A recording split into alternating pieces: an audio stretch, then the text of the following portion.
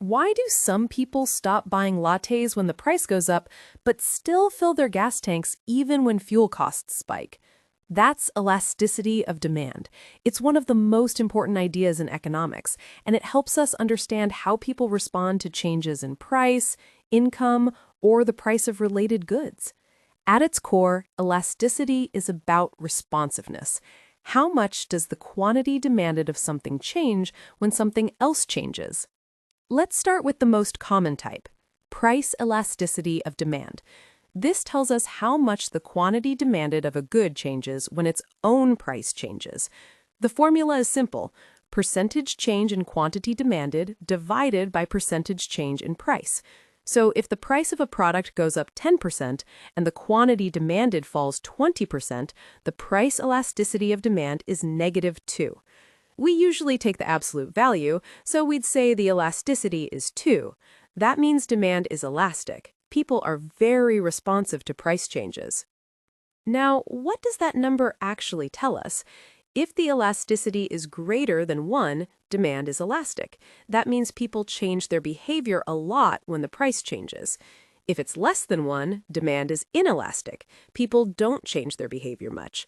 If it's exactly 1, we call it unit elastic, and there are two extremes: perfectly inelastic, where the elasticity is 0 and quantity doesn't change at all, and perfectly elastic, where even the tiniest price change causes demand to drop to 0. Let's look at some real-world examples.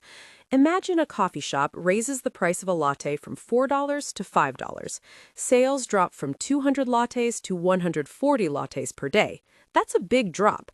Let's calculate the elasticity using the midpoint method.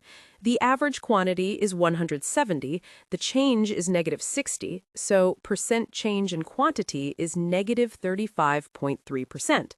The average price is $4.50, the price change is $1, so percent change in price is 22.2%. Divide those, and you get an elasticity of about -1.59. Take the absolute value, and it's 1.59. That's elastic. People are sensitive to the price of lattes. Maybe they switch to tea or make coffee at home. Now, compare that to insulin. Suppose the price rises from $10 to $12, and quantity demanded falls from 1,000 to 950.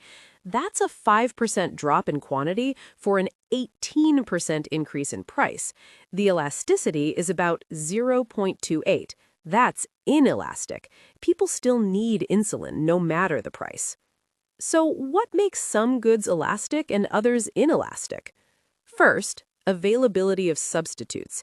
If there are lots of alternatives, demand is more elastic. Second, whether the good is a necessity or a luxury. Necessities tend to be inelastic. Third, how big a share of your budget the item takes. A 10% increase in rent matters more than a 10% increase in gum. Fourth, time. In the short run, demand is often inelastic. Over time, people adjust. Fifth, how narrowly the market is defined. Demand for Coca-Cola is more elastic than demand for soft drinks in general.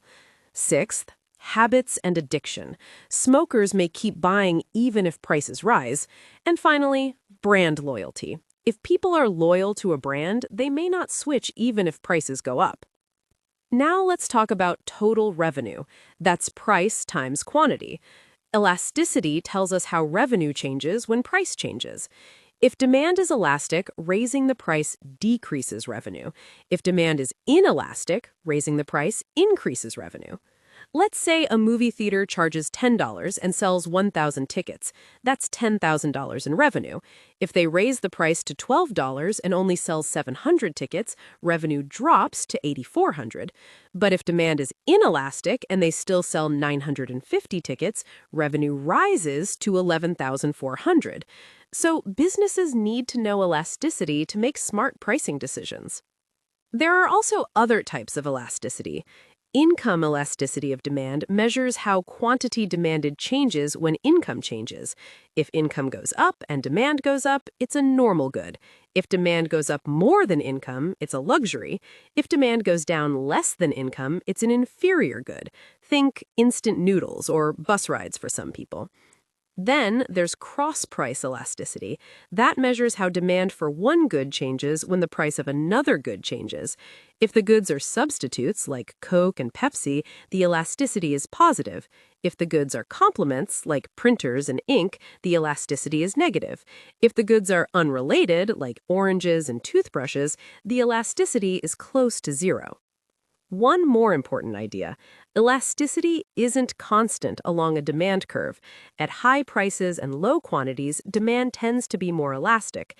At low prices and high quantities, demand is more inelastic. So even for the same product, elasticity can change depending on where you are on the curve. Let's wrap up. Elasticity of demand is a powerful tool. It tells us how sensitive people are to changes in price, income, or related goods.